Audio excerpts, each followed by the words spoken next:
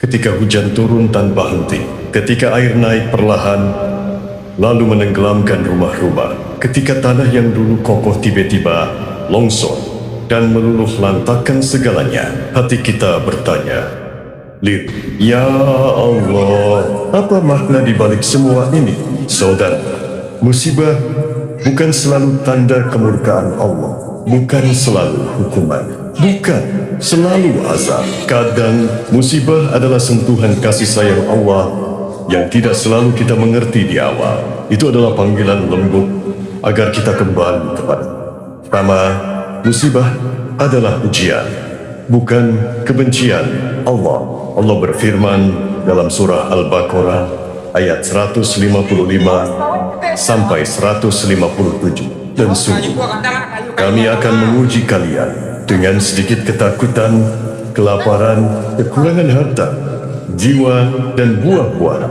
Berikanlah kabar gembira bagi orang-orang yang sabar, yaitu orang-orang yang apabila ditimpa musibah, mereka berkata, "In lil haywain ilaihi arji." Mereka itulah orang yang mendapat keberkahan dan rahmat dari Tuhan mereka. Ujian ini datang agar kita naik derajat, agar hati kita lembut, agar dosa-dosa kita.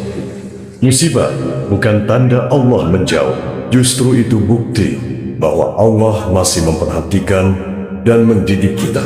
Kedua, Allah tidak akan menguji melebihi batas kemampuan. Dalam surah Al-Baqarah ayat 286, Allah menegaskan, Allah tidak membebani seorang hamba melainkan sesuai dengan kesanggupan. Artinya, jika Allah turunkan hujan begitu deras di tanah kita, jika tanah longsor merenggut apa yang kita punya, itu berarti kita mampu menghadapinya. Allah tahu kekuatan kita, bahkan ketika kita merasa rapuh. Ketiga, musibah menghapus dosa dan mengangkat derajat. Rasulullah bersabda, tidaklah seorang muslim ditimpa keletihan, sakit, kesedihan, bahkan duri yang menusuk, kecuali Allah hapuskan sebagian dosa-dosanya. Karena Bukhari dan Muslim, setiap tetesan air mata, setiap kesedihan yang dipendam, setiap kehilangan yang kita hadapi, semua itu menjadi sebab Allah mengangkat derajat kita.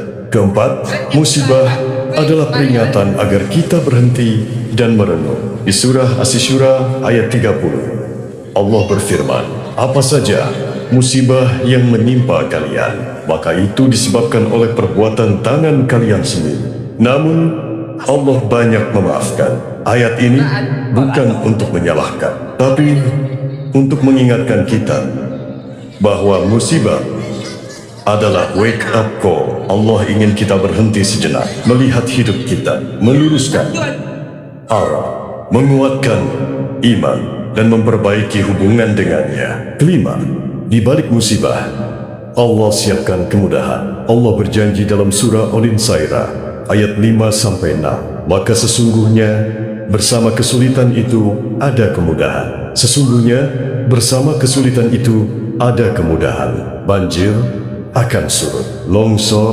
akan berhenti, kesedihan akan pulih, dan Allah sedang menyiapkan sesuatu yang lebih baik daripada apa yang hilang dari kita." 6. Doa dan harapan untuk saudara-saudara kita di Sumatera Barat. Ya Allah, jika ini adalah ujian, maka kuatkan kami. Jika ini adalah peringatan, maka sadarkan kami. Jika ini adalah bentuk kasih sayang-Mu, maka lembutkan hati kami menerimanya.